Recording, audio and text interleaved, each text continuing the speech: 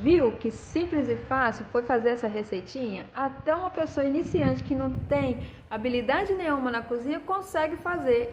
E fica uma delícia. Tava quentinho, aproveitei cada pedacinho. E claro, muito saboroso também.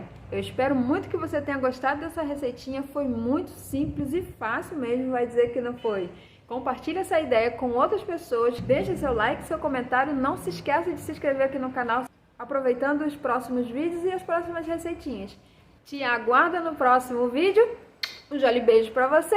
Até a próxima e tchauzinho!